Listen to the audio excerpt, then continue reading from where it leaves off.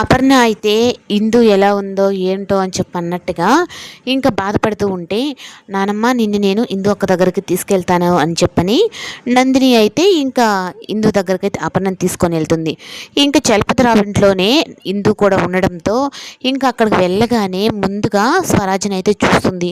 చూసి నీ దేవుడు ఉన్నాడు, ఎక్కడికి పోలేదు, నా మనవడు బతికే ఉన్నాడు అంటే ఇందు కోసమే తన బతికిచ్చాడా అన్నట్టుగా ఇందు కంటే ముందు స్వరాజ్ దగ్గరికి అయితే అపర్ణ వెళ్ళి, నాన్న ఎలా ఉండవు అని చెప్పనంటే ఇంకా అపర్ణని చూడగానే స్వరాజ్ కూడా అయితే అమ్మమ్మ అని చెప్పన్న తనకు తెలియకుండానే తనైతే ఆ మాట అంటాడు. ఇంకా చలపతిరావు వీళ్ళందరూ అయితే అపర్ణని చూడగానే, అమ్మగారు మీరేంటమ్మగారు ఇక్కడికి మా ఇంటికి వచ్చారు అన్నట్టుగా ఉంటే, ఏం చలపతిరావు బాగున్నావా అని చెప్పంటే, అవును బాగున్నానమ్మంటే,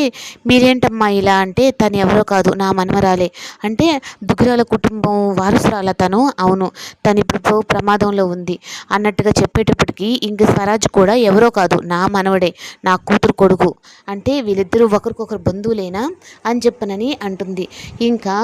స్వరాజ్ ఇంక చలపతిరావు భార్య అయితే, అయ్యో మా కొడుకు మీ వాడు అంటున్నారేంటి, వాడు నా కొడుకే అని చెప్పనంటే, నిజ చలపతిరావు ఉండి ఇంకా నువ్వు ఆపవే, తను వాళ్ళ బిడ్డే కదా మనకు తెలుసు కదా ఆ విషయం అంటే, ఇంకా అంటే నాకు ఇన్ని రోజులు నాకు కల వస్తుంది, నేను అది ఏంది అని చెప్పని అడిగితే మీరు నాకు చెప్పకుండా దాచిన నిజం ఇదేనా అని చెప్పనని ఇంకా రేఖ విషయం అయితే మొత్తం ఇంకా ఇందు అలాగే స్వరాజ్తో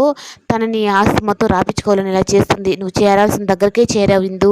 అన్నట్టుగా అపర్ణ సంతోషిస్తే, నానమ్మ నీ హెల్త్ జాగ్రత్త, అలాగే తాతయ్య ఎలా ఉన్నాడు అని చెప్పనని, కొద్ది రోజుల దాకా నీ నీ ఆధీనంలోనే నా మనవరాలను కాపాడు స్వరాజ్ అని చెప్పి అనేటప్పటికీ,